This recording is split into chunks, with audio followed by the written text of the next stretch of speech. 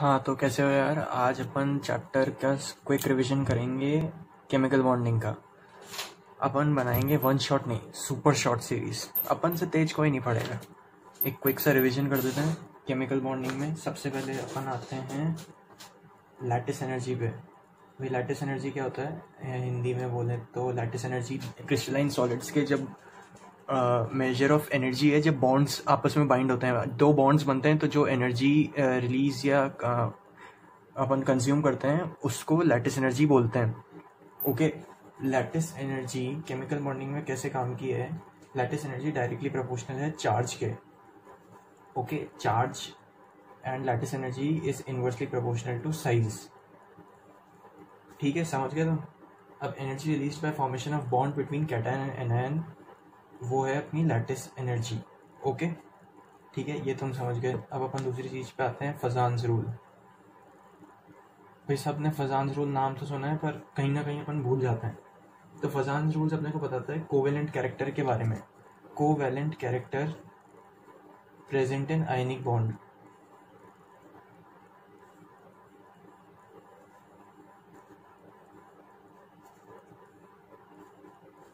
ठीक है, ये अपने को कोवेलेंट कैरेक्टर के बारे में बताएगा जो कि आयनिक बॉन्ड में प्रेजेंट है। तो अब इसके साथ में तुमको कुछ चीजें बता देता हूँ। पोलराइजिंग पावर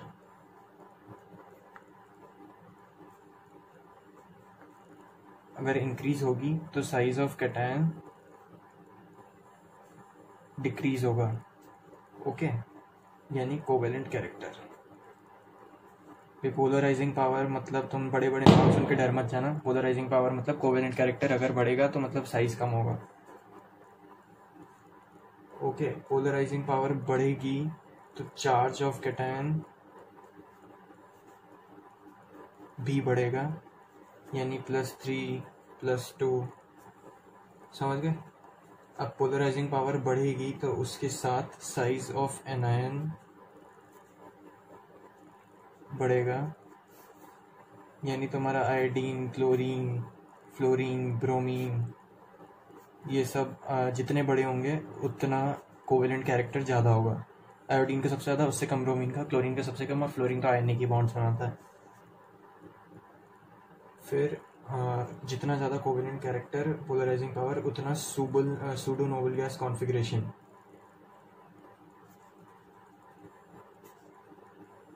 भाई सूडो नोबल गैस कॉन्फ़िगरेशन भूल तो नहीं गए? पीरियोडिक टेबल में पढ़ा था, आगे पी ब्लॉक डी ब्लॉक में भी पढ़ना ही है।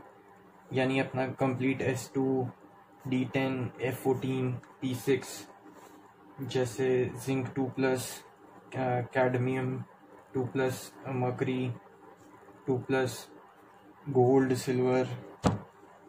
ठीक है, और वैसे तो हाफ फील्ड कॉन्फ़िगरेशन भी होती है, पर उसको अभी अपन साइड में रखते हैं। ठीक है, अब अपना कोवेलेंट कैरेक्टर अगर इंक्रीज होगा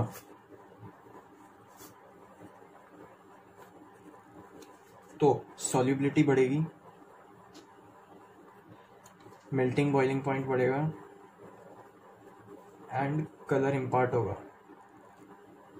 कलर इम्पार्टिंग नेचर मतलब अपने रंग बिरंगे कंपाउंड्स बनेंगे, ब्लू, ग्रीन। समझ रहे हो ना? ठीक है, अब इसको अपन हटाते हैं।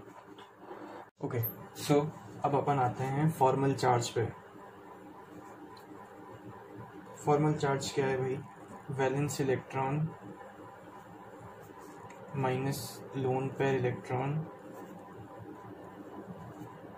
Minus bond pair electron upon 2, ऐसे लिख सकते हैं।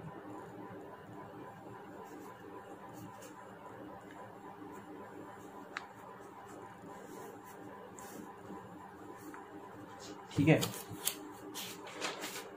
अब ये फॉर्मल चार्ज मेरी मानो तो तुम्हारे किसी काम का नहीं है। जो हाइब्रिडाइजेशन वगैरह होती है वो अपन वैसे देख के भी पता लगा सकते हैं। अब मैं तुमको मीथेन लिख के दे दूँ, तुम्हारे मुंह पे सीधा नहीं आ जाएगा tetrahedral?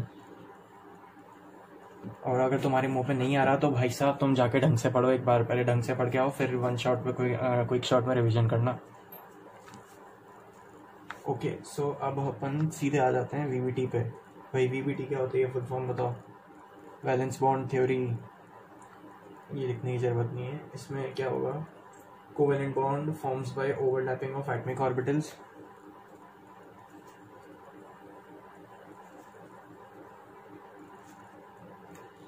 Overlapping of atomic orbitals. Second point, extent of overlapping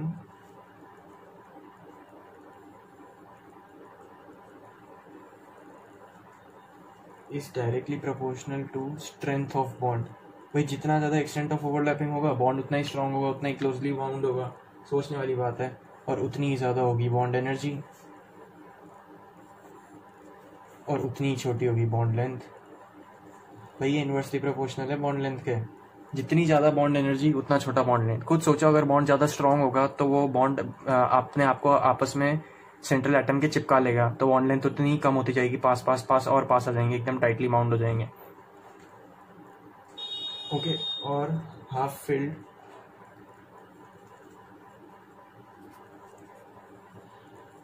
में 2 स्पिन्स होते हैं. भाई ये सब तो तुमको पता है, मैं ऐसे ही बता रहा हूँ.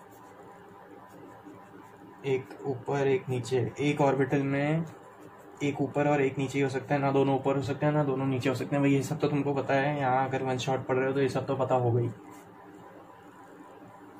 ठीक है. 2 तरह के ओवरलैपिंग ऑर्बिटल्स होते हैं.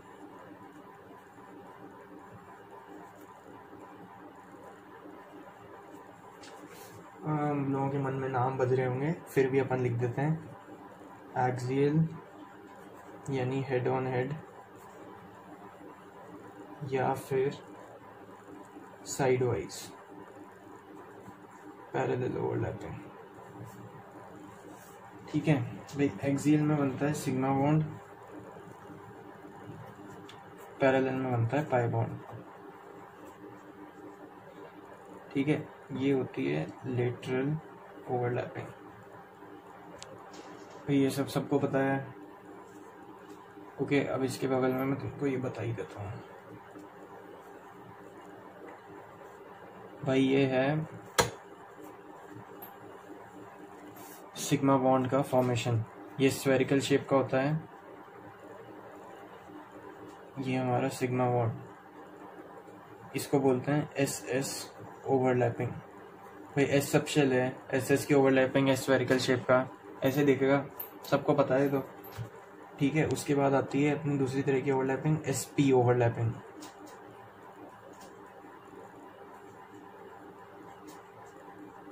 इसमें होता है एक सिग्मा और एक पाई. भाई ये स्फेरिकल शेप है, ये डम्बल शेप है. ये बनाएगा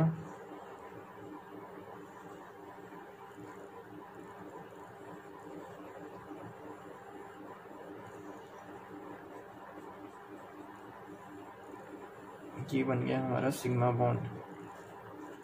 इसको बोलते हैं एस पी ओवरलैपिंग. ठीक है. और पढ़ना, चलो इसी पे बता देता हूँ. बताते हैं तुमको पी पी ओवरलैपिंग. भाई एस पी में एक सिग्मा एक पाई, एस एस में दोनों सिग्मा, तो पी पी में क्या होगा, दोनों पाई. भाई 2 डंबल ले लो. ठीक है. और फिर दोनों को जोड़ दो.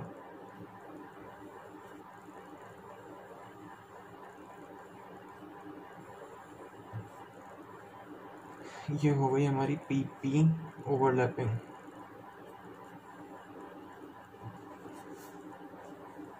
भाई पी पी ओवरलैपिंग भी सिग्मा बॉन्ड बनाती है. अब तुम सोचो पाई बॉन्ड कौन सी बनाएगी. पाई बॉन्ड बनाएगी P P overlapping. PP overlapping sigma bond भी बनाती है. पीपी ओवरलैपिंग पाई बॉन्ड भी बनाती है. पी पाई डी पाई ये सब छोड़ दो तुम. चलो यार तुमको सब बता ही देता हूँ. बताओ इसको. अब आते हैं हमारे पाई बॉन्ड पे, जो कि पीपी ओवरलैपिंग से ही बनता है. फर्स्ट तरह का. इसमें ये पैरेलली आते हैं. भाई उसमें लेटरली आए थे, इसमें पैरेलली आएंगे. सिग्मा और पाई बॉन्ड में यही फर्क होगा ना. ये देखो, वैसे इसका इतना कोई काम नहीं है, पर जेईई एडवांस में 2 क्वेश्चन आ चुके हैं इसके पिछले 40 साल में. तो फिर भी रिस्क नहीं लेना चाहिए. एक बार इनके स्ट्रक्चर वगैरह देख ही लो. वैसे भी तुम बेड पे बैठ के देख रहे होगे, तुमको कुछ पेन वेन तो चलाना नहीं है, अभी तुम्हारी उस लेवल की तैयारी होगी। ओवरलैपिंग, ठीक है। अब मैं एक चीज़ बता ही देता हूँ तुमको, ये हमारा सिग्मा बॉन्ड होते हैं और ये हमारे पाई बॉन्ड होते हैं। सिग्मा बॉन्ड होते हैं S S, S P, P P, okay. Pi bond होते हैं पी पी भी, पाई बॉन्ड भी हो सकते हैं, सिग्मा बॉन्ड भी हो सकते हैं। पैरेलल, लेटरल और अपना लेटरल और पैरेलल में फ़र्क होता है। फिर पी डी और डी डी, समझ गए। अब पी पाई डी पाई भी बता देता हूँ।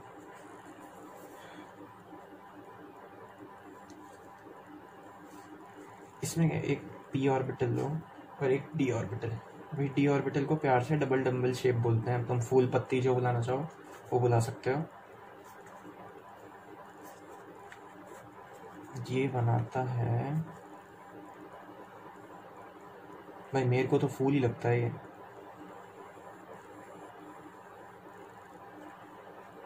Positive positive, negative negative. This is P pi D pi and pi bond, ठीक है। और फाइनली दो फूल और पढ़े लिखों की भाषा में दो डबल डम्बल शेप, ये जोड़ के बनेंगे हमारे डी पाई डी पाई। भाई एफ वगैरह में मत घुस जाना, अपने सिलेबस में इतना ही है, वैसे तो ये भी ज़्यादा ही है।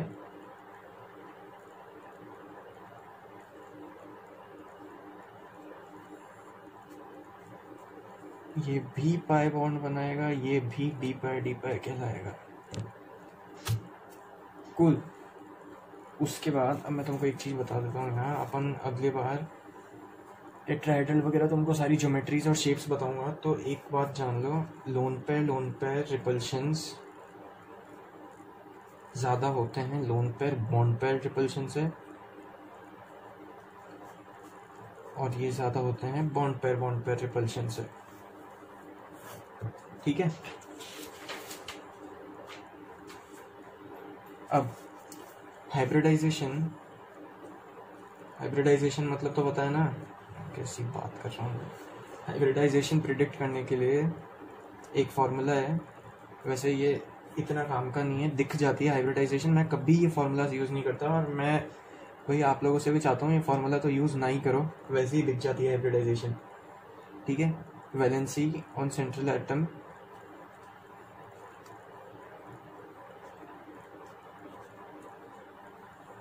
Plus number of monovalent atoms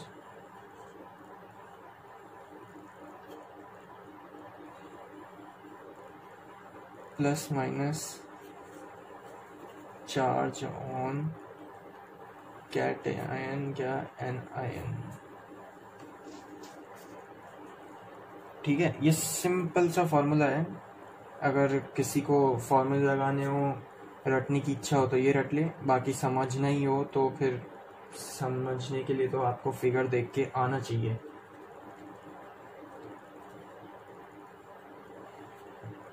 ठीक है। अब भाई मोनोवैलेंट एटम्स मतलब मत पूछ लेना, मोनोवैलेंट एटम्स मतलब fluorine, chlorine, bromine, iodine, astatine तो रेडियो एक्टिव है, इस एलिमेंट छोड़, ठीक है। ये हो गया।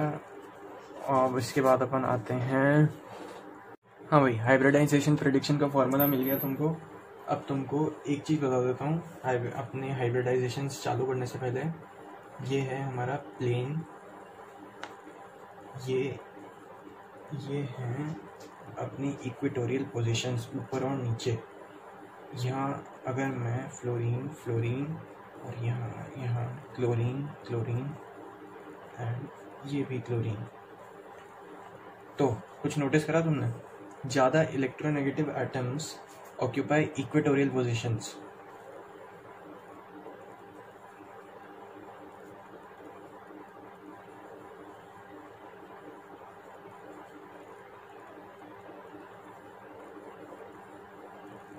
ठीक है।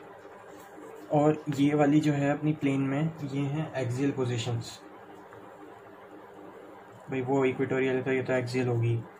अब अगर इसमें कौन सा एटम लगाएं, बीच में फॉस्फोरस लगा देते हैं, ठीक है, अगर अगर अपने पास 3 फ्लोरीन हो और 2 ही क्लोरीन हो तब क्या होगा भाई? उसमें अभी मैंने तुमको बोला था ज़्यादा इलेक्ट्रोनेगेटिव इक्वेटोरियल पोजीशन पे रहती है, वो तो रहेगी। अब तुम सिमेट्री के चक्कर में उसको ऊपर नीचे कर दो, तो ऐसी हरकत मत करना। ये यहाँ आ जाएगी और क्लोरीन क्लोरीन यहाँ रहेगी। ठीक है, टी शेप समझ लो तुम। ये एक वैसे तो यूनिक केस है, ऐसा जनरली नहीं आता है, पर जेई है, तुमको पता है जो यूनिक है वही उठा के देंगे, उनको उल्टी चीज़ें करना ही पसंद है, क्या कर सकता है। अब हाइब्रिडाइजेशंस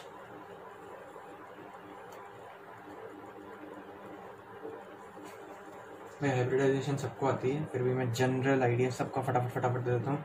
sp लीनियर होती है, एग्जाम्पल BeCl2CO2 sp2 यानी 3 बॉन्ड पेयर।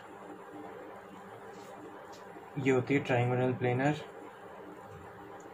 एग्जाम्पल होते हैं इनके BF3C2H4। ठीक है, अब sp2 में दूसरी तरह की होती है 2 बॉन्ड पेयर और 1 लोन पेयर। समझ रहे हो ना, लोन पेयर को भी अपन काउंट करते हैं हाइब्रिडाइजेशन में। अभी तुमको बताया था lone pair repulsion, bond pair lone pair, फिर बॉन्ड पेयर।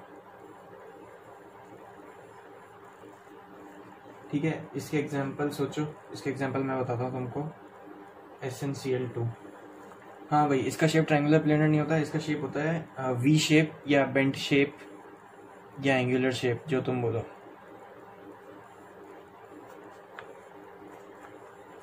ठीक है, अब अपन आते हैं अपनी फेवरेट sp3 के 4 बॉन्ड पेयर। ये होती है, वही चिल्ला रहे होंगे लोग, मनीवन टेट्राइड्रल।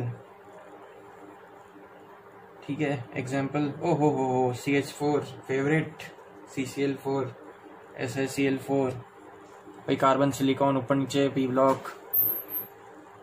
sp3 अब अपना 3 बॉन्ड पेयर 1 लोन पेयर, ये होता है ट्राइगोनल पिरामिडल।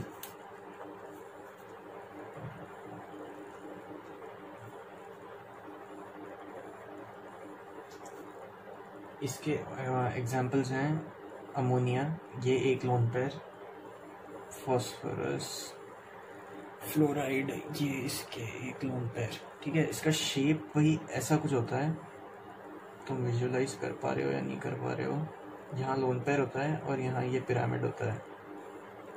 और ये एक ड्राइंग अच्छी नहीं है, समझ लो तुम। एक पिरामिड होता है जैसे, वैसे एक ऊपर की साइड एकदम टिप पे तो रहता है अपना सेंट्रल, अपना टिप पे रहता है लोन पेयर, बाकी आ जाते हैं अपने ये सेंट्रल एटम्स वगैरह। भाई ऐसे बनाने की कोशिश करो, ऐसे, समझ रहे हो ना तुम? बस समझ गया तुम। ओके, टेट्राहेड्रल का शेप अगर बनाना हो तो ऐसे बनाया करो। भाई ये सब के सब 109, अब सब तो नहीं कह सकते, मीथेन में ये सब 109 एंड 28 मिनट्स पे रहते हैं। ओके, SnCl2 अब ये सब बेंट होते हैं, ये भी बेंट होते हैं। अब sp3 ये ट्राइगोनल प्लेनर होते हैं, ये बस ट्राइगोनल प्लेनर होता है, कुछ नहीं होता है इनमें, लीनियर होता है। अब sp3 में अपनी फेवरेट कैटेगरी, पानी वाली category, 2 bond pair 1 lone pair, ये होते हैं बेंट, ये भी बेंट होते हैं। ओके, इसमें अपन देखते हैं H2O एंड OF2, ज़्यादा एग्जाम्पल्स नहीं है भाई इसके। ये बेंट, इधर भी लोन पेयर, इधर भी लोन पेयर। अब अपन आते हैं sp3d, 5 बॉन्ड पेयर, ये होती है ट्राइगोनल बाइपिरामिडल।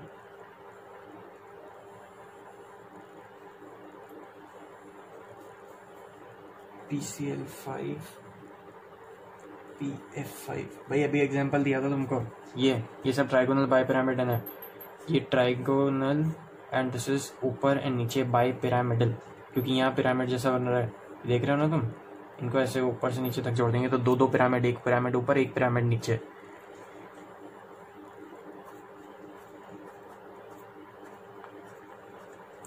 ठीक है यार, थोड़ा सा क्लीनलीनेस का इश्यू है। अब sp3d में भाई सब में अब सेम चेन चलेगी। इसमें 4 बॉन्ड पेयर, 1 लोन पेयर। क्या शेप होगा सोचो भाई। ये जेई का फेवरेट शेप है, ये है सीसॉ शेप। ठीक है, इसमें आते हैं SF4 और PF4 नेगेटिव।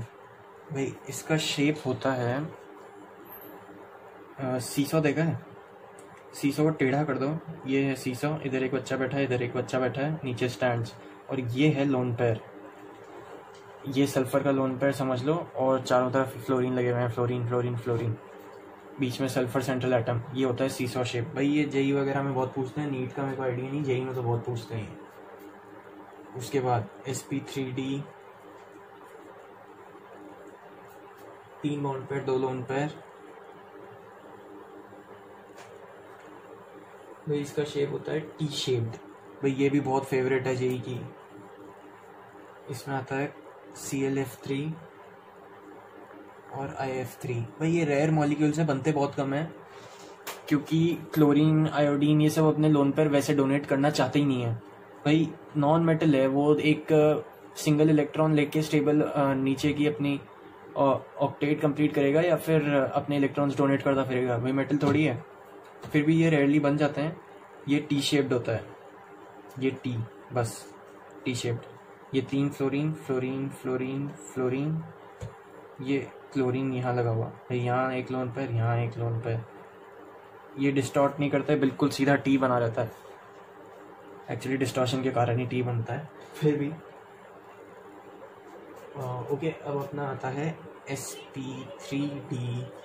ये मेरा फेवरेट है, 2 बॉन्ड पेयर, 3 लोन पेयर। इसका शेप है, कोई सोच भी नहीं सकते क्या, इतना होने के बाद भी लीनियर। इसमें अपन डाल देते हैं अपने रेयरेस्ट मॉलिक्यूल्स XCF2 और IF2 माइनस। इसको भी हटाओ यहाँ से। ठीक है, इसका शेप तो लीनियर में क्या बताऊँ तुमको, सीधी लाइन खींच दो। इसके बाद आते हैं sp3d2। भाई sp3d2 में ऑक्टाहेड्रल पे खत्म कर दो तुम। उसके बाद आता है distorted square pyramidal, square planar, pentagonal bipyramidal. इतना डेप्थ में मत घुसो। पेंटागोनल बाय पिरामिडल बता देता हूँ क्योंकि वो एनसीईआरटी में गिवन है, पर sp3d2 में भी एनसीईआरटी में सिर्फ तुमको 6 बॉन्ड पेयर ऑक्टाहेड्रल गिवन है। इससे ऊपर का जेई रेयरली पूछती है, एडवांस में कभी आ जाए तो आ जाए, पर मेंस में तो ना। PCl6 minus. ये ऑक्टाहेड्रल का शेप सबको पता है, ऑक्टाहेड्रल। ओके, उसके बाद कौन सा करना था अपने को, sp3d2 में IF7। Okay, sp3d3 pentagonal bye pyramidal,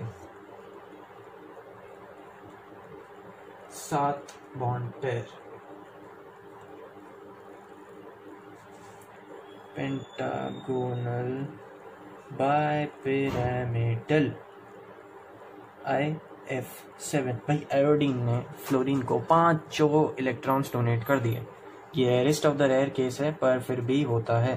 pentagonal bye pyramidal में क्या होगा भाई, 1 2 3 4 5, ये एक ही प्लेन में है, ये सब एक ही प्लेन में है। अब इसमें एक ऊपर और एक यहाँ नीचे। हाँ भाई, MOT चालू कर देते हैं। भाई MOT मतलब होता है मॉलिक्यूलर ऑर्बिटल थ्योरी। ठीक है, अब मॉलिक्यूलर ऑर्बिटल थ्योरी में तुमको एक बात बताता हूँ। अपन कैलकुलेट करते हैं bond order. Basically molecular orbital theory JEE का और नीट का फेवरेट पार्ट है, और बॉन्ड ऑर्डर तो इनका सबसे फेवरेट पार्ट है। VBT, VSEPR, ये दोनों बहुत पुरानी थ्योरीज हैं, तो इनके बाद मॉलिक्यूलर ऑर्बिटल थ्योरी सबसे लेटेस्ट है। हालांकि ये भी अपने आप में कुछ ना कुछ इसमें दिक्कतें हैं, जो कि केमिस्ट्री में हर किसी चीज़ में होती ही है, पर फिर भी मॉलिक्यूलर ऑर्बिटल थ्योरी बाकी सारी थ्योरीज से बेटर है। इसमें अपन केवल 6 एलिमेंट्स के बारे में पढ़ते हैं जो अपने जेईई, नीट और CBSE के सिलेबस में है। वो है boron, carbon, nitrogen, oxygen, fluorine, neon. अपना फर्स्ट पीरियड के लास्ट 6 एलिमेंट्स, सेकेंड पीरियड के। ओके, अब इसमें 2 तरीके होते हैं पढ़ने के। या तो आप अपना sigma 1s2, sigma star 1s2, और ये पूरी की पूरी लाइन लिखो, 2py सिग्मा स्टार 2pz तक। ये बकवास है। मैं आपको एनसीईआरटी वाला तरीका बताता हूँ, वैसे ये भी एनसीईआरटी में गिवन है, पर फिर भी मैं एक टेबल होती है जो कि बोरॉन, कार्बन और नाइट्रोजन में एक होती है, और ऑक्सीजन, फ्लोरीन और नियॉन में एक और होती है। ठीक है, तो ये जितने भी एलिमेंट्स हैं ये फॉलो करते हैं पाई सिग्मा, और ये फॉलो करते हैं सिग्मा पाई सिग्मा।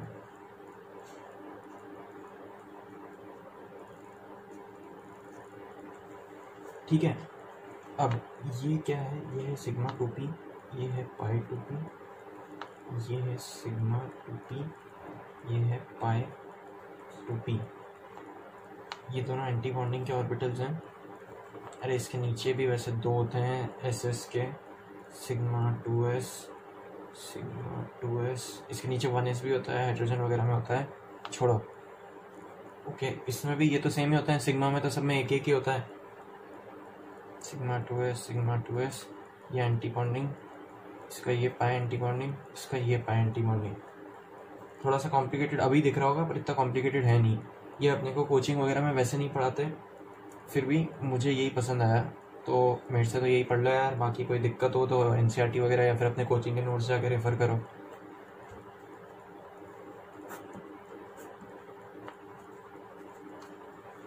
ठीक है, ये दोनों होते हैं अपने ब्लॉक्स। अब इसमें अपन कैलकुलेट करते हैं bond order, that is equal to half bonding orbitals minus anti bonding electrons orbitals, जो भी बोलो, एंटी बॉन्डिंग इलेक्ट्रॉन्स। ठीक है, अब बॉन्ड ऑर्डर जो होता है वो इन्वर्सली प्रोपोर्शनल होता है बॉन्ड लेंथ के। और बॉन्ड लेंथ किसके प्रोपोर्शनल होती है? बॉन्ड लेंथ प्रोपोर्शनल होती है, इन्वर्सली प्रोपोर्शनल होती है अपना बॉन्ड स्ट्रेंथ के। जितनी ज़्यादा बॉन्ड स्ट्रेंथ उतनी छोटी बॉन्ड लेंथ, पहले भी बताया था। और ये प्रोपोर्शनल होता है स्टेबिलिटी के।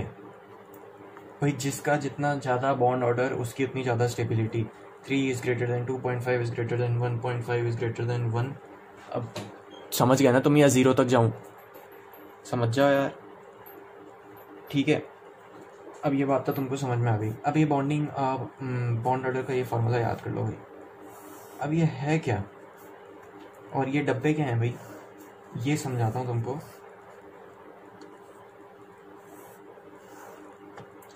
ठीक है, इन्होंने सपोज तुम्हें कुछ भी दे दिया, जैसे तुमको बोला कि कार्बन का बॉन्ड ऑर्डर बताओ। तुम्हें पता है कार्बन में एक चीज़ फॉलो होती है, पाई सिग्मा, ये ब्लॉक्स फॉलो होते हैं। तुम सिर्फ ये याद रखो, बोरॉन, कार्बन, नाइट्रोजन में ये ब्लॉक्स फॉलो होते हैं, और ऑक्सीजन, फ्लोरीन, नियॉन में ये वाले ब्लॉक्स फॉलो होते हैं। That is sigma pi sigma and pi sigma. ठीक है, बोरॉन, कार्बन, नाइट्रोजन में अगर इन्होंने पूछा कार्बन का बॉन्ड ऑर्डर निकालो, कार्बन का अपन देखें कॉन्फिगरेशन क्या होता है कार्बन का, 1s2 2s2 2p2। ठीक है, अब अपने को 1s2 2s2 तो हटा दो, ये तो पूरे भर गए। अपन चालू करते हैं पाई से, पाई सिग्मा। ठीक है, अब अपने पी में कितने इलेक्ट्रॉन्स हैं? 2, 1 और 2। भाई ये पढ़ा है ना तुमने कि है ना Hund's rule of maximum multiplicity, Pauli's exclusive principle, ये सारे, और ऑफ प्रिंसिपल, ये सारे।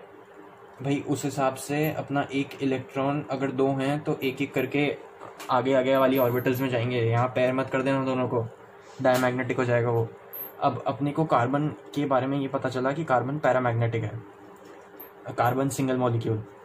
ठीक है, अब इससे अपन इसका बॉन्ड ऑर्डर कैसे निकालेंगे? अभी तुमको एक फार्मूला बताया था, half bonding minus anti bonding.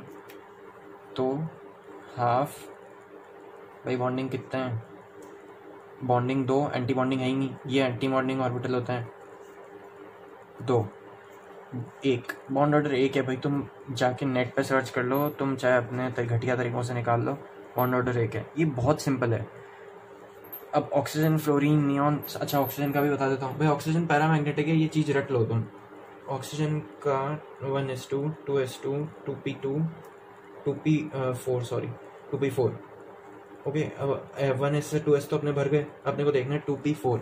Oxygen में क्या फॉलो होती है? Sigma pi sigma. ओके, अब इसमें अपने पास है 4 ऑक्सीजन। O2 मॉलिक्यूल कर दो भाई। O2 डायमैग्नेटिक होता है, याद रख लो। डायमैग्नेटिक क्यों होता है मैं बताता हूँ। सॉरी यार, पैरामैग्नेटिक। O2 इवन नंबर के जो मॉलिक्यूल्स होते हैं वो जनरली डायमैग्नेटिक होते हैं। O2 फिर भी पैरामैग्नेटिक है, क्यों मैं बताता हूँ। उसकी इस अरेंजमेंट के कारण 2p4 यानी 2p4 एक ऑक्सीजन मॉलिक्यूल के इस साइड, 2p4 एक ऑक्सीजन मॉलिक्यूल के इस साइड, दोनों कंबाइन करके O+O गिव्स O2। ठीक है, 4 4 8 1 2 3 4 5 6 7 एंड 8। भाई तुमको बताया था ये दोनों स्टार्टिंग में पेयर नहीं होते। पॉलीज एक्सक्लूसिव प्रिंसिपल, ऑफ बाउ प्रिंसिपल और hoods rule of maximum multiplicity, तीनों जाके पढ़ लो प्लीज प्लीज प्लीज। ठीक है, ये दोनों पेयर नहीं होते, दोनों अलग अलग हैं। जब दोनों सिंगल हैं तो ये पैरामैग्नेटिक स्पीशी होगी। यहाँ से आती है ये पैरामैग्नेटिक स्पीशी की बात। अब तुमको एक चीज बता देता हूँ मैं, जेई और नीट में अपने से पूछते हैं मिक्स्ड NO2। अब भाई अपन ने तो इन तीन एलिमेंट्स के बारे में पढ़ा है। ये NO2 अपनी NCERT वगैरह में तो है नहीं कहीं। NO2 का कैसे निकालें। तुम एक चीज सुन लो, जब भी NO2 या कोई भी ऐसे डबल ट्रिपल मॉलिक्यूल्स वाली स्पीशी आती है ना, उनमें केवल पाई सिग्मा फॉलो होता है। इसको भूल जाओ, ये नहीं होती है फॉलो कभी, हमेशा यही फॉलो होता है भाई। 1 2 3 एंड 4। ठीक है, NO2 यानी O2 के इधर P4 इंटू 2 8 मॉलिक्यूल्स, नाइट्रोजन का P3 into 1 3 molecule, 3 + 8 11, 1 2 3 4 5 6 7 8 9 10 and 11। NO2 gives paramagnetic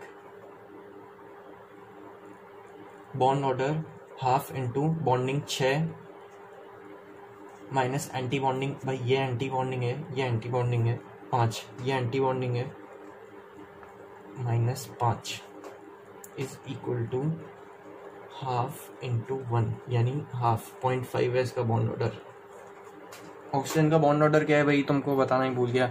2p4 8 molecule भर गए, एक एंटी बॉन्डिंग, ये एंटी बॉन्डिंग ऊपर का खाली 6 -2 एंटी बॉन्डिंग के अपॉन 2 यानी bond order gives 4/2 2 bond order 2 and paramagnetic. NO2 bond order 0.5 and paramagnetic.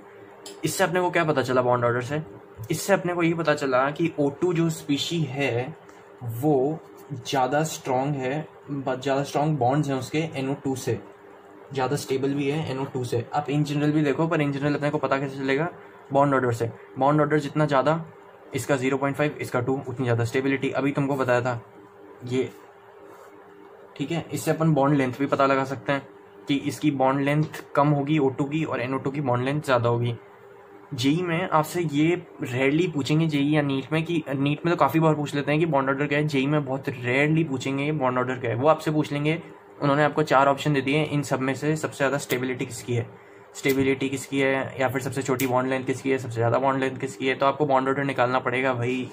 और हर साल 10 सेट या 16 सेट जितने भी आते हैं उसमें सब में करीब करीब एक आध क्वेश्चन बॉन्ड ऑर्डर का निकल ही आता है। वो बॉन्ड ऑर्डर का नहीं तो केमिकल बॉन्डिंग का तो निकल ही आता है। समझे कि नहीं समझे। ठीक है, हटाएं इसको, हटाओ। हाँ, अब भाई अपन पॉलीज प्रिंसिपल, हुड्स रूल और ऑफ बाउ प्रिंसिपल की बात कर रहे हैं। क्या ये ऑफ बाउ प्रिंसिपल? भाई प्रिंसिपल की स्पेलिंग AL मत लिख देना, बहुत हरकतें करते हैं लोग, फिर नंबर कटवा लेते हैं बोर्ड में। यही में तो कोई देखने वाला है नहीं। एनर्जी लोअर फिल्स फर्स्ट, जिसकी लोअर एनर्जी होगी वो पहले भरेगा। जैसे कि एंटी बॉन्डिंग की हायर एनर्जी होती है, तुम पहले एंटी बॉन्डिंग में भरने लग जाते हो क्या, लोअर लेवल्स भरते हो ना, ये सारे एनर्जी लेवल्स हैं, ये सबसे कम पहले इसको भरते हो, फिर इसको भरते हो, फिर इसको भरते हो, फिर इसको भरते हो। ये ऑफ बाउ प्रिंसिपल का रूल है। फिर पॉलीज प्रिंसिपल, इसको बोलते हैं पॉलीज एक्सक्लूसिव प्रिंसिपल। भाई न्यूज़ देखते हो ना, एक्सक्लूसिव फुटेज, वो ये है। इसमें ये कहता है no two pairs of electrons have same properties exclusive. भाई एटॉमिक स्ट्रक्चर पढ़ोगे ना, एटॉमिक स्ट्रक्चर में देखना कि अगर 4 सेट ऑफ क्वांटम नंबर्स हैं, एजिमुथल, स्पिन, मैग्नेटिक, NLMS, ये सारे कभी भी एक एटम के सेम हो ही नहीं सकते। हर इलेक्ट्रॉन का अपने स्पेशल 4 ये नंबर्स होते हैं, क्वांटम नंबर्स। ओके, तो ये वही बता रहा है। अब तुम इसके पहले यार ये सब ना एक्चुअली एटॉमिक स्ट्रक्चर की चीज़ें हैं, केमिकल बॉन्डिंग में ज़बरदस्ती फंसी हुई हैं क्योंकि तुमको ये बॉन्ड ऑर्डर पढ़ाना था, छोड़ो। अब अपन आते हैं Hund's rule of maximum multiplicity.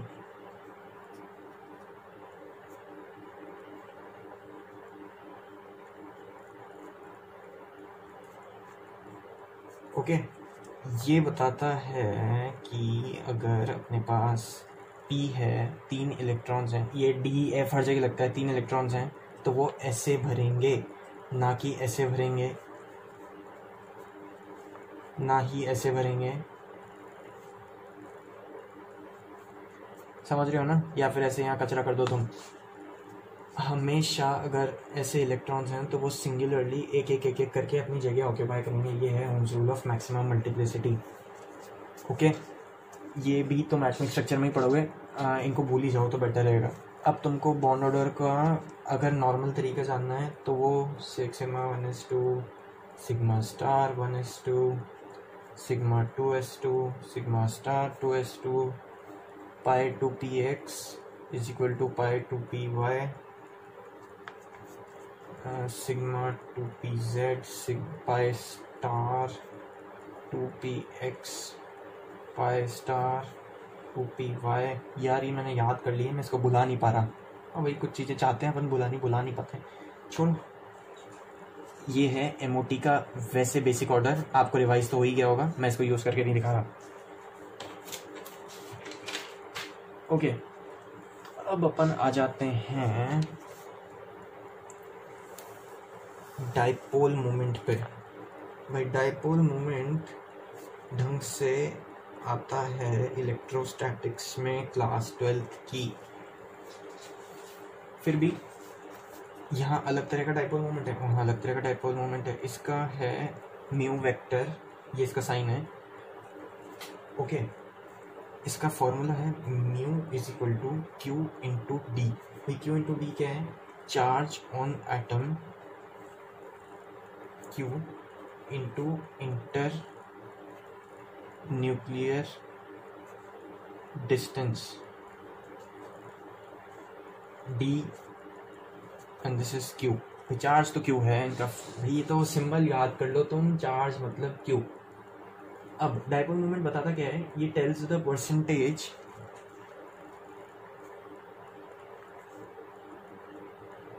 Ionic and covalent character, that is polar and non-polar। भाई नॉन पोलर मतलब जिसका डाइपोल मोमेंट 0 है या टेंड्स टू 0 है, ठीक है। पोलर जिसका dipole moment not is equal to 0 है। ये याद कर लो। अब इसमें मैं क्या बताऊं तुमको, ठीक है। अब इसको म्यू नेट दिखाते हैं दोनों तरफ से। तुमको एक नॉन पोलर स्पीशी बता देता हूँ, CH4। फिर टेट्राहेड्रल होती है, ये टेट्राहेड्रल है, सब 109 डिग्री 28 मिनट। भाई ऐसे ऐसे अरेंज्ड होते हैं। अब यार तुम्हारे सर्वर ने तुमको स्ट्रक्चर दिखाया होगा, नहीं तो गूगल पे जाके स्ट्रक्चर देख लो, तुमको विजुअलाइज करा देगा वो एनिमेट करा के। कोई भी वीडियो वगैरह देख लेना। सबके बीच में 109 डिग्री 28 मिनट्स का एंगल होता है। ओके, अब ये चारों तरफ से सेम है। अपन इसको कहीं से भी काटें, जिस भी प्लेन से काटें, हमेशा इसका सिमेट्री आएगी। ये है नॉन पोलर मॉलिक्यूल। H2O भाई बेंड स्ट्रक्चर है, यहाँ 2 लोन पेयर है, ये पोलर सॉल्वेंट है। बेंजीन भाई ये प्लेनर है। अब तुमको कैसे पता चलेगा बेंजीन प्लेनर है? इसको याद कर लो, कोई तरीका नहीं है। बेंजीन इज नॉन पोलर, इसका म्यू नेट 0 है, mu net is equal to 0। ठीक है, अब तुमको जेई में तुम्हारा एक फेवरेट क्वेश्चन है, अब याद कर लो उसको रट के। डाइपोल मोमेंट सबसे ज़्यादा किसका है? CH3Cl का ज़्यादा है CH3F से, का ज़्यादा है CH3Br से, का ज़्यादा है CH3I से। ठीक है, एंड NH3 का ज़्यादा है NF3 से। बेसिक आइडिया लग गया ना? बस बेसिक आइडिया लगाना है भाई, याद कर लो इसको याद। अब यार वैसे तो डाइपोल मोमेंट का पिछले 40 साल में एक क्वेश्चन आया है, वो आया है 2019 में, तो बिल्कुल रिस्क नहीं ले सकते। ये फॉर्मूला भी याद कर लो भाई, बच्चे देखते रह गए थे क्या आ गया ये। Percentage ionic character in covalent bond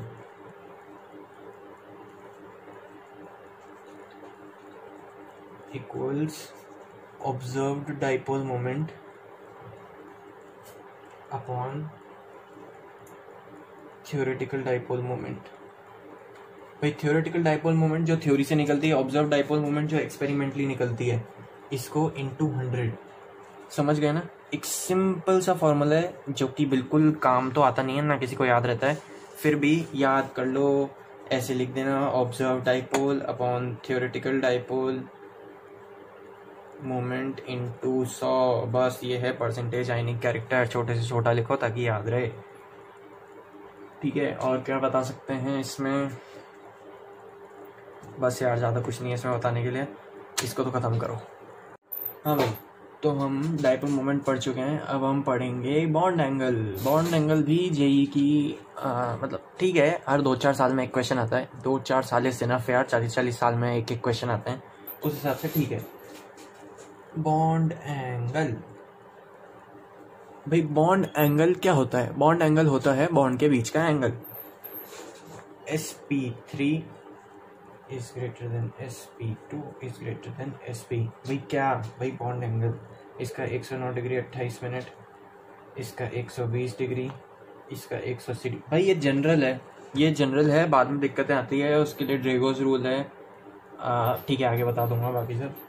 ये जनरल है, मतलब जैसे ये होती है मीथेन में, ये होती है BF3 में, ये होती है किस में होती है ये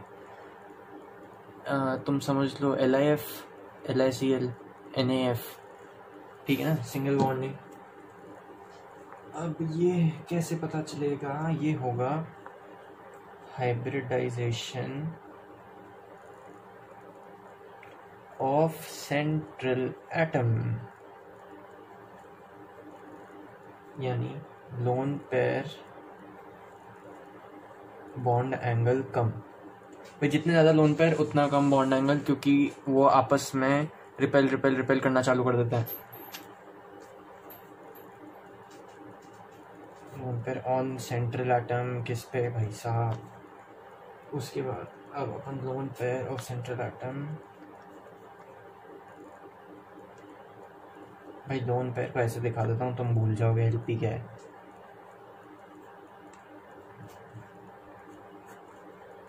भाई समझने की कोशिश करना। भाई central atom different, same, electronegativity increases, bond angle decreases, bond angle decreases, electronegativity increases. क्या लिख रहा हूँ मैं? ये है डिफरेंट SA, ये है सेम सेंट्रल एटम। ठीक है, ये और इसके जस्ट ऊपर वाला different bond angle, electronegativity same. Okay, अब अब अपन इसकी बात करें तो इसमें भी अपना फार्मूला है z इज इक्वल टू, ये अपने को बताता है हाइब्रिडाइजेशन के बारे में। z1 अगर 1 है तो s2 है तो sp3 है तो sp2, 4 है तो sp3, 5 है तो sp3d। ये नीचे चलो अपन साइड में लिख देते हैं इसको सबसे पहले। 1 2 3 4 5 6 s, ये अपन कभी नहीं पढ़ते, sp से अपन पढ़ना चालू करते हैं। sp2 बहुत कॉमन, sp3 कॉमन, sp3d उतनी कॉमन नहीं है, sp3d2 उससे भी कम कॉमन, 7 sp3d3। ये सब यार pd ब्लॉक में ज़्यादा आती है, ठीक है। तो एक बार के लिए तो तुम z पढ़ने के लिए इसको याद रख लो। अब z का फॉर्मूला क्या होता है, half into number of valence electrons on central atom plus minus charge minus positive charge on central atom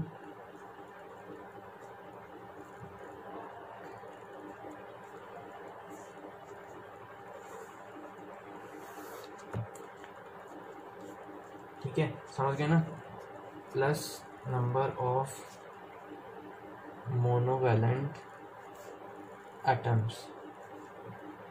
monovalent atoms chlorine fluorine बता देना तुमको। शॉर्ट में लिखें तो S Z is equal to half valence electron plus minus charge on central atom plus monovalent atoms present in molecules. भाई इसको याद करना है तो याद कर लो, पहले भी बता चुका हूँ मैं, ये हाइब्रिडाइजेशन दिख के ही पता पड़ जाती है, कोई मतलब नहीं है याद करने का।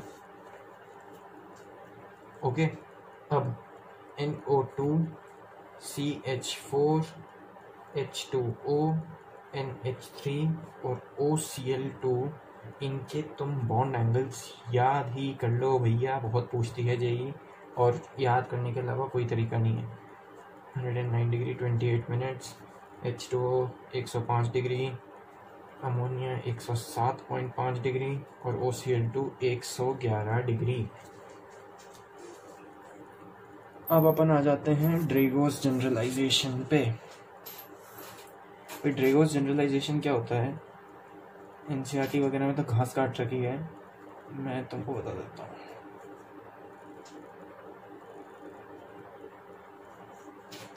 भाई क्या होता है, जैसे जैसे अपन ग्रुप में नीचे जाते हैं, H2O H2S, नीचे सल्फर आता है, ऑक्सीजन सल्फर सेलेनियम टेलुरियम, ये तो याद रखो यार, H2 सेलेनियम और H2 टेलुरियम। जैसे जैसे अपन नीचे जाते हैं ग्रुप में, तो क्या होता है कि है ना, जो बॉन्ड एंगल है H2O का, जैसे अगर अपन मान लें 105 डिग्री, तो इसका हो जाएगा 93 डिग्री, और एकदम स्लाइटली कम इसका 92 डिग्री का, इसका 91 डिग्री। भाई ऐसा क्यों होता है, भाई नीचे जाते जाते एटम्स का साइज बहुत ज़्यादा बढ़ जाता है, तो इतना repulsion lone pair bond pair इन सब का नहीं हो पाता जितना होना चाहिए। क्योंकि भाई अब तुम समझ लो इधर, जैसे ये ऑक्सीजन मॉलिक्यूल है ओ, ठीक है, ये हाइड्रोजन मॉलिक्यूल है, ये भी हाइड्रोजन मॉलिक्यूल है, तो ये अब ये बेंट एंगल दे रहा है, काफ़ी दूर हो गए, ये 105 डिग्री का एंगल है। अब अपन आ जाते हैं अगर सल्फर पे, भाई सल्फर इतना बड़ा एटम है, ठीक है, अब उसमें तुम यहाँ ऑक्सीजन लगा रहे हो, यहाँ तुम ये लगा रहे हो, दोनों हाइड्रोजन लगा रहे हो, क्या फ़र्क पड़ जाएगा, तुम खुद सोच के देखो एक बार। भाई ये सीधा यूं और ये यूं, सीधा 90 डिग्री पे आएगा भाई, 93 डिग्री, हाँ जो भी बोलो तुम, और ये सेंट्रल एटम पे 90 डिग्री होगा। थोड़ा सा तुम इसको ना यूं कर देना, ये सेंट्रल एटम से यहाँ जाओ, ये 90 डिग्री, भाई रिपल्शन ही नहीं है। भाई तुम खुद सोचो, इतना बड़ा मॉलिक्यूल है, वो क्यों रिपेल करेगा। ऊपर से यहाँ लोन पेयर, यहाँ लोन पेयर, समझ गए। एक बार क्लीनली बना देता हूँ मैं।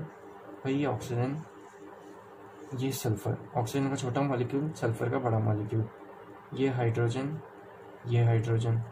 भाई ऑक्सीजन में ये दूर दूर 105 डिग्री, और ये भी दूर दूर 105 डिग्री, सब भाई दूर दूर हैं। अब ये तुमको 3D में विजुअलाइज होगा, यहाँ नहीं दिखेगा।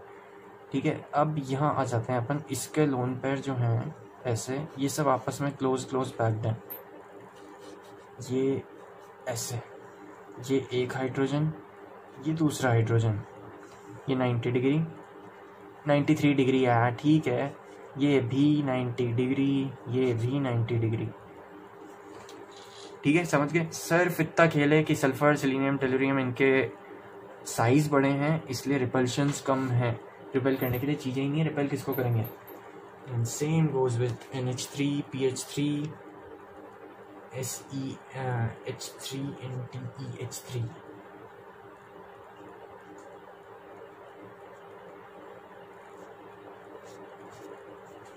सेम एंगल्स मान लो।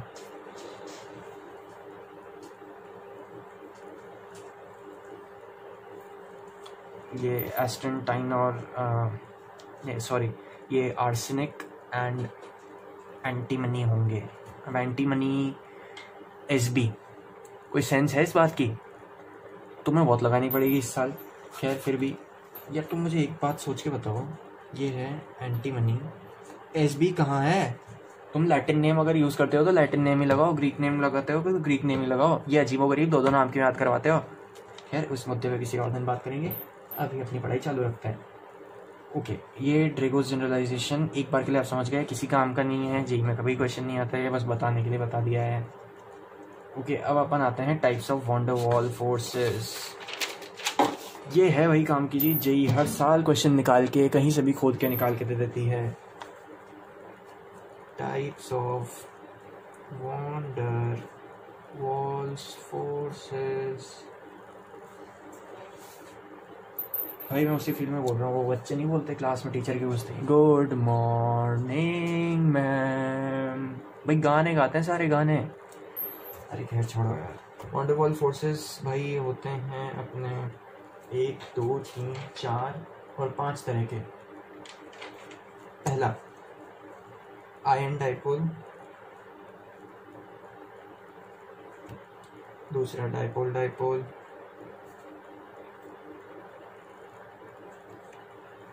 तीसरा आयन इंड्यूस्ड डाइपोल। भाई गधों जैसे रटने की चीज़ है, रट लो, कोई चारा नहीं है। फिर डाइपोल इंड्यूस्ड डाइपोल,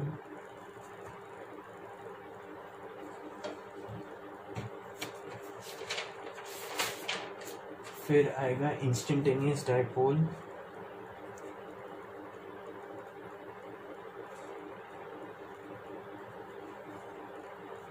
और इंड्यूस्ड डाइपोल। इसको हम प्यार से कहते हैं लंदन फोर्सेस। भाई लंदन फोर्सेस ये नाम याद रख लो, जेई में 4 ऑप्शन दिखेंगे ना तो तुमको एक लंदन फोर्सेस ऑप्शन दिखेगा, तो तुम्हें पता रहना चाहिए कि London forces instantaneous dipole induced dipole होता है। अब मेरी बात सुनो, इनमें जो एक और हाइड्रोजन बॉन्डिंग होती है, हाइड्रोजन बॉन्डिंग सबको पता है क्या होती है, यहाँ देख लो H बॉन्डिंग बड़ा 2 तरह की होती है, इंट्रामोलिक्यूलर और इंटरमोलिक्यूलर। भाई इंटरमोलिक्यूलर इंटर स्कूल कॉम्पिटिशन 4-5 अलग अलग तरह के स्कूल पार्टिसिपेट करते हैं, मतलब इसमें 4-5 अलग अलग मॉलिक्यूल्स पार्टिसिपेट करेंगे। जैसे ऑक्सीजन में 4 हाइड्रोजन पार्टिसिपेट करते हैं, और एक होती है इंट्रामोलिक्यूलर, मतलब मॉलिक्यूल के अंदर ही हाइड्रोजन बॉन्डिंग हो जाती है। भाई ये बॉइलिंग पॉइंट वगैरह में डिफर करते हैं, ये सब तुम ऑर्गेनिक में पढ़ोगे, ठीक है।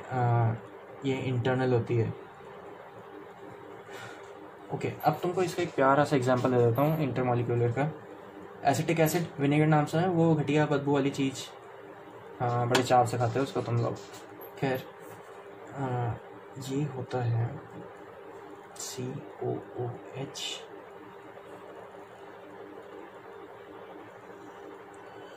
सॉरी OHCO,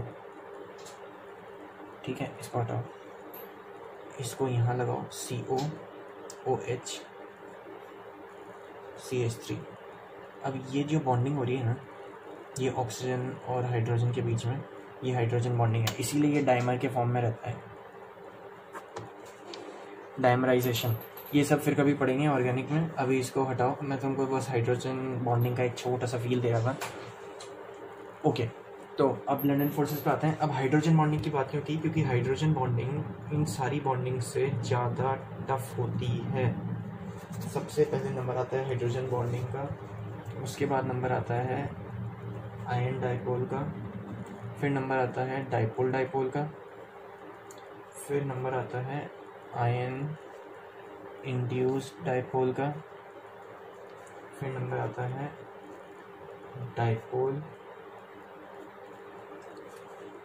इंड्यूस्ड डाइपोल का, dipole induced instantaneous dipole.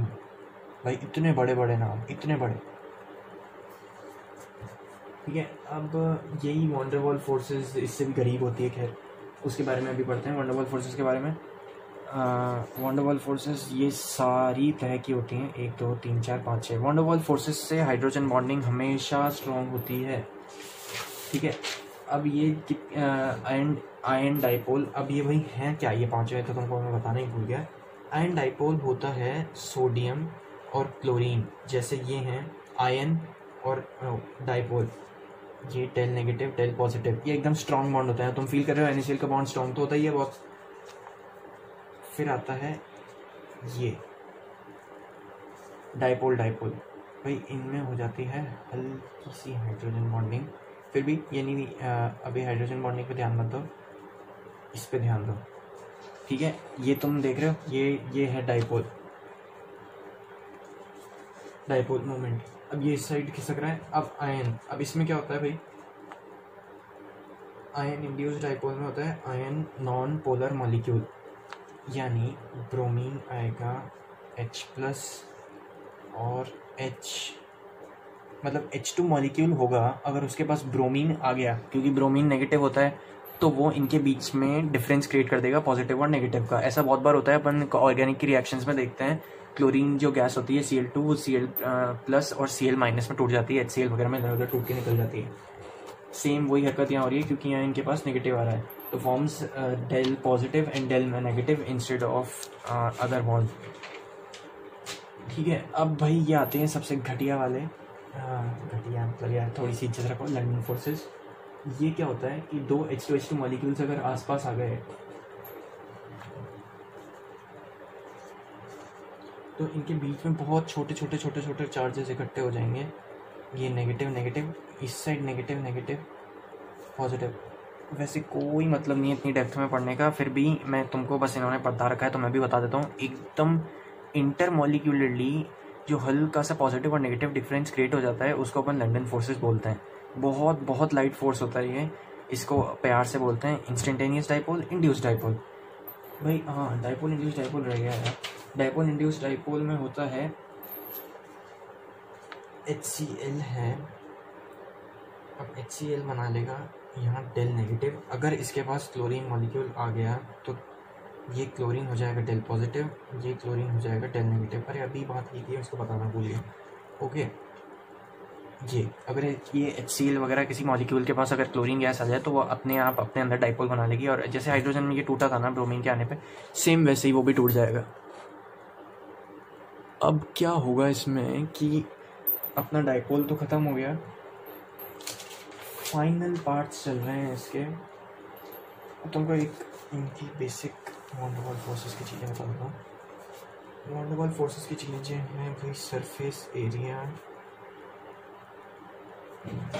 is directly proportional to van der Waals force,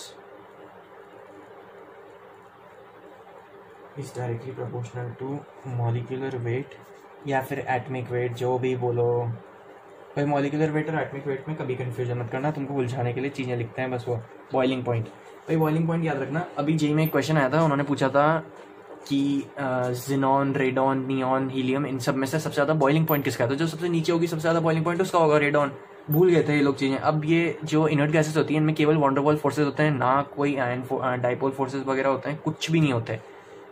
भाई कैसे होंगे? उसका ऑक्टेट पूरा है, वो क्यों किसी से रिएक्ट करेगी, क्यों अपना वो डाई मॉलिक्यूल भी नहीं बनाएगी? Xc2 कभी सुना है? नहीं, तुम पढ़ते नहीं हो तो सुनोगे भी कैसे, पर फिर भी ठीक है। अब ये हो गया तुम्हारा, अब ये याद कर लो तुम इसके बगल में तुमको एग्जांपल दे देता हूँ।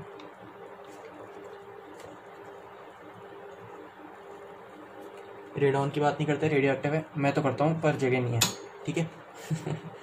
तो हीलियम का बॉइलिंग पॉइंट सबसे कम, एक्चुअली हीलियम पता है -273.16 डिग्री सेल्सियस यानी 0 केल्विन, ये होता है एब्सोल्यूट ज़ीरो।